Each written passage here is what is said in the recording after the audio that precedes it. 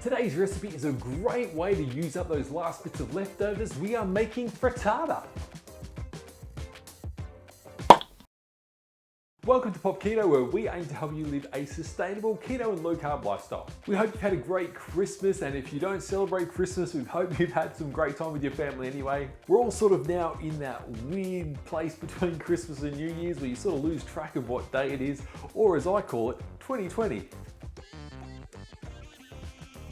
But like I said, today's recipe is a great way to get rid of those last few bits of leftovers and maybe stretch them out a bit if you need to. Now, it's going to be hard to do any nutritional information on this video today because part of it really depends on what you're adding into it. Really, this recipe is a guide, and from there, your imagination is the limit. So shall we get into it? I think we shall. All right, in a bowl, we are going to add 8 eggs.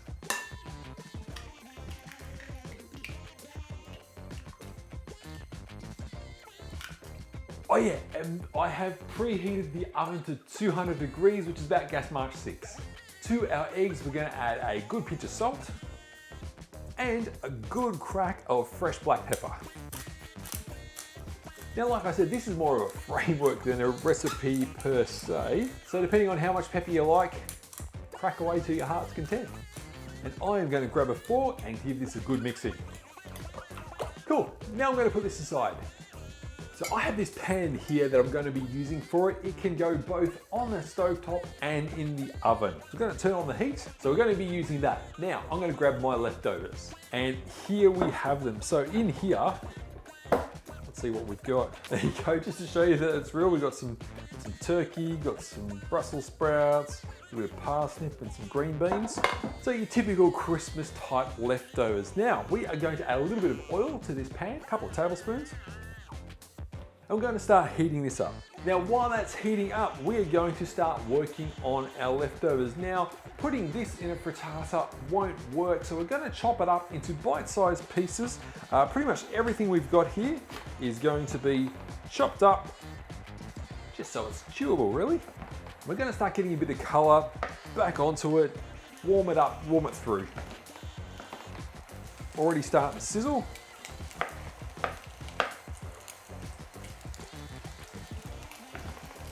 Turkey.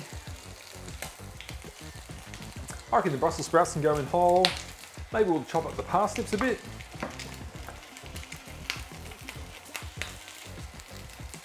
And probably the beans can do with a little bit of work as well. Woo! The rest of that can go in there. Right, make sure we're stirring this. I think this could do with a little bit of spice. Let's see what we've got. I think I might have some salami. Yes, I do. And I'm going to cut this into chunks. I was wondering about whether I was going to slice into rounds, but I think this is cool.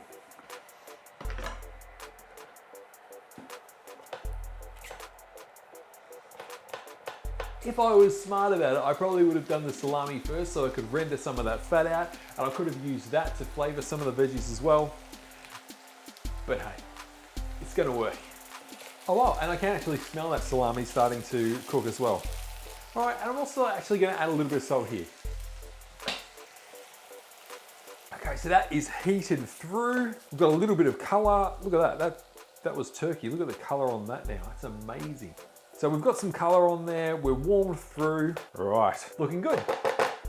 So I've turned off the heat, but because of the type of pan this is, it's got a lot of residual heat in there, so it's going to keep cooking anything we put in there. The eggs. Here we go. We are tipping our eggs in.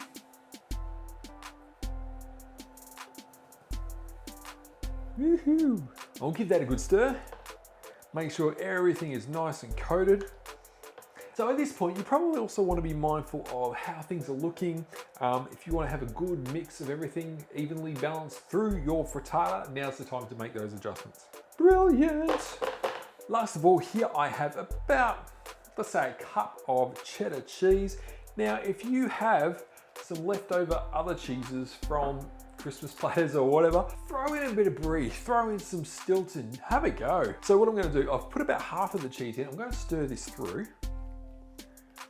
Again, just being mindful of the balance of ingredients around the frittata, and I'm going to spread the remainder across the top.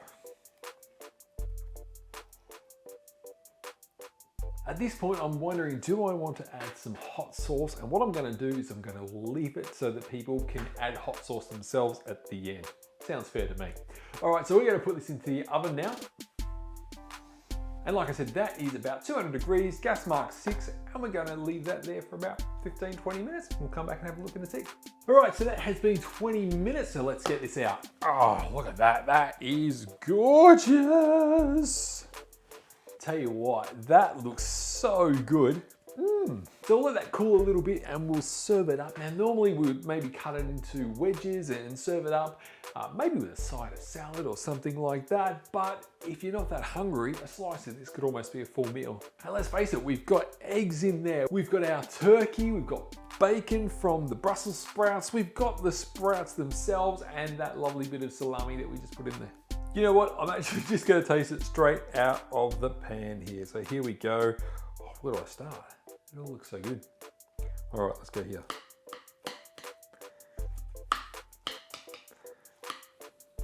All right, so I've definitely got beans. Oh yes, some salami, some sprouts. That was a good start. All right, cheers. That's pretty good. Maybe could use some more salt. Good amount of pepper though. Really happy with that. And I could definitely smash some hot sauce with this. That would be amazing. So there you go, frittata. Like I said, it's not technically a recipe, it's more of a framework. What are you gonna put in it? Ham, cheese, some capsicum or peppers, that'd be pretty good. Oh, roast beef would go amazing in there as well. Roast beef, cheese and veggies, that would be so good. And the good thing is it is versatile. You could have this for breakfast, you could have this at lunchtime, you could have this as part of a dinner. A big enough slice could be your meal. Yeah, really, really happy with that. So hopefully that's been helpful to you. Let us know if you have a go. Hey, click like if you've enjoyed this video. Click like because we've made it through Christmas. This is nearly the end of 2020. Well done to you. Stay happy, stay healthy, and we will see you next week. Bye.